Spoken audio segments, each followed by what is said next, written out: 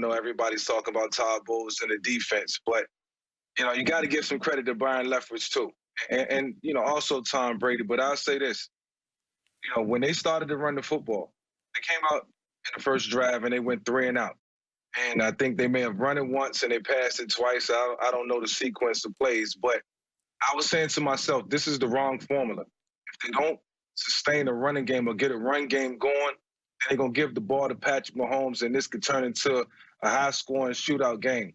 Second possession, they get the ball back. They run in Fournette. They run Ronald Jones.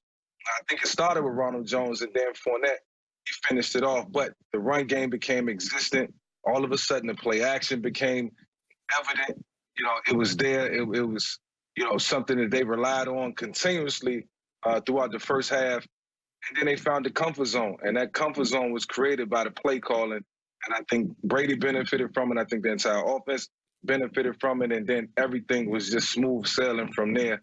Kept Patrick Mahomes on the sideline. It kept them off balance. They couldn't get into a rhythm, and especially the way they was wounded and then have the guys, up front needed to win this game.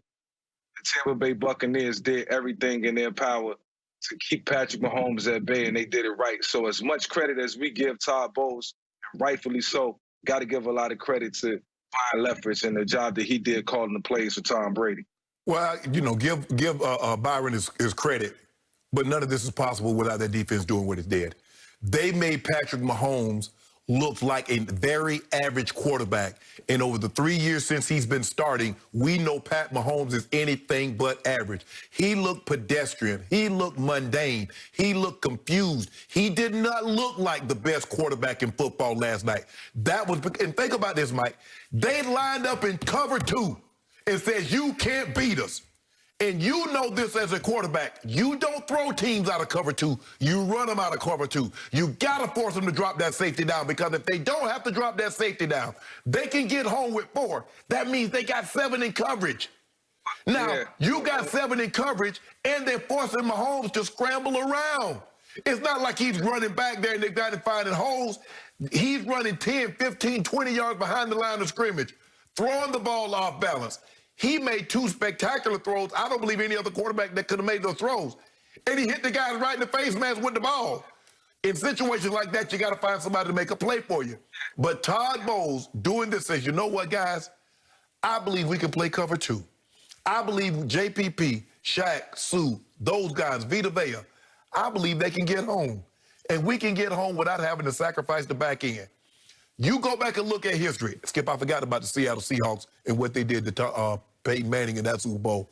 That was another demolition. It was. But you have to put this right up there. Yep. They didn't get in the end zone. Didn't score a touchdown. Mike, Patrick Mahomes. They had it. I don't mean to cut you off, Shay, but I just think it was the wrong game plan. By Andy Reid. And you don't run say it that too often. Yeah, you couldn't run it because you had so many offensive linemen out. You couldn't pass protect because the continuity on the offensive line, it was just gone. And look, I heard Skip say it earlier, football guys got to be on your side, and the injury guys got to be on your side throughout the course of a season, and they lost that battle. Okay, my turn. I've been trying to warn both of you guys about this team and this quarterback for several weeks on this show. There's just something about Brady in these biggest moments that he can lead a team by example and just by his mere presence to play at levels that are even over their heads. And that's what I saw last night. I saw a team that Brady's mere presence and leadership had been brought to a boil right on schedule. They were hotter. They're nastier on defense. They're more physical. And they were playing with more precision on offense than Kansas City has been playing with for about, what's it been, 10, 12 weeks? Kansas City was on borrowed time. Kansas City was on its 10th or 11th or maybe 12th life this year because they just kept walking that tightrope. And Shannon kept saying, well, did they win? Yep, they won. But they didn't win convincingly. They didn't win in any spectacular fashion that they're capable of winning, while the Bucs had gone on the road against the number 2 defense in Washington, the number 4 defense in New Orleans, and the number 9 defense at Lambeau, and they kept scoring 30-plus points. And so I wasn't shocked they put up 30, but I thought this defense could do a number on Mahomes if they could get to him, which they did right from the start with 4. And as young as the secondary is, and it's a bunch of 22 and 23-year-olds, they just sat back and said, you will not get behind us. And I thought they reduced Patrick Mahomes to looking, as Shannon said, pedestrian. And this is my one issue. This is the flip side of Tom Brady is Patrick Mahomes. I know he's more fun to watch, but he gets away with, as Michael Vick will attest, to near murder at quarterback because he's throwing balls. He threw balls all night long last night that nobody would teach, nobody would coach, and he has such arm talent and such confidence in his arm that he almost gets away with them. He almost got picked off about 5 other times, then he did get picked off twice. So I don't love that style of quarterback because it's too risky. And again, you can play that way when you're young because it's that blissful ignorance where nothing ever goes wrong. I'm going to be real interested to see how he bounces back from this one because this was the worst beating he said he's taken since high school. Yeah. Okay? So now when you know how it is when you're a young player and nothing goes wrong. Michael knows how it felt in Atlanta for a while. And then all of a sudden you have one of those games where you say, huh? Wait a second. That happened to me? Yeah, that happened to you last night.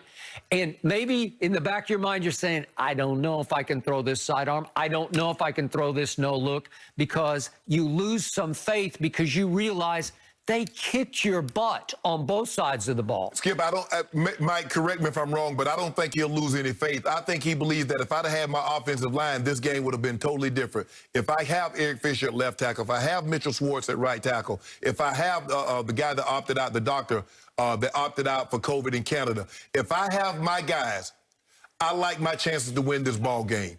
But because I didn't, I don't think he changes anything, nor do I think he should. Skip, he had to make those plays. A lot of that sidearm stuff, a lot of the things that he was doing yesterday was out of necessity.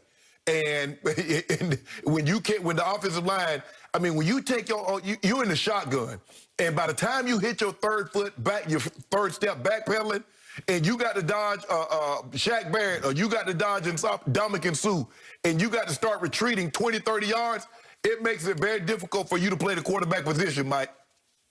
Yeah, these are definitely uncharted waters for Patrick Mahomes and the Kansas City Chiefs. They haven't been through this type of turmoil or got beaten like this probably since he's taken over for Alex Smith. But, you know, I look back at, you know, just the sequence of games in the last, 6 or 7 weeks. The Kansas City Chiefs had 2 bye weeks, if you think about it, with the Super Bowl and then the bye week coming into the playoffs. And, I don't think that bodes so well for them. The Tampa Bay Buccaneers, they won the last 3. They finished hot, and then they went into the playoffs and then Breeze, they took out Breeze, Mahomes, and Aaron Rodgers, in a 4-week stretch. So, the team stayed hot. They understood and knew exactly what it took to win these football games, and they knew how to win. They learned how to win together. They gelled.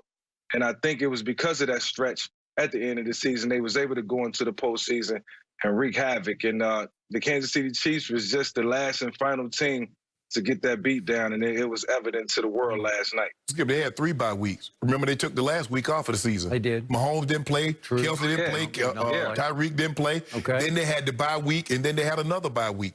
Okay. Now, back to Brady. I know the theme of the day is let's not give Brady too much credit. Let's give it to Leftwich. Let's give it to Todd Bowles. Let's give it to Devin White. I'm good with that because Brady doesn't need any credit. But I'm going to give him a little more than you guys have because the thing about Brady is he has no Super Bowl ego. He doesn't need to throw for a playoff record 505 yards because that lost him a game.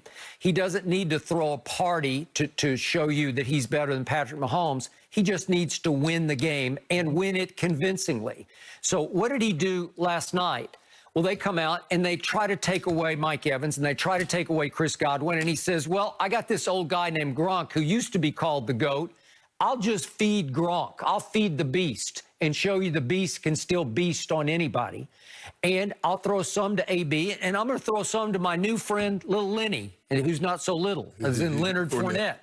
And I will hurt you with those three if you take away my two. As I told Shannon earlier, Michael, if you told me Mike Evans wound up with 1 catch for 31 yards and that Chris Godwin had 2 catches for 9 yards, I'd say, uh-oh. No, uh-oh, because he will take whatever you will give him and he will pick you to pieces. And he didn't turn the ball over, and he made some nice throws to Gronk when they were utterly needed. Right. Everything that he did was right on time. So, again, his QBR was much higher than Mahomes because he played a much cleaner game than Patrick. Well, I thought the thing, Skip, was they were able to do because they were able to run the football so effectively, and now the play action. Tom Brady had more play action than any other time, I think, in the last 5 or 6 years. So he's tremendous at play action. So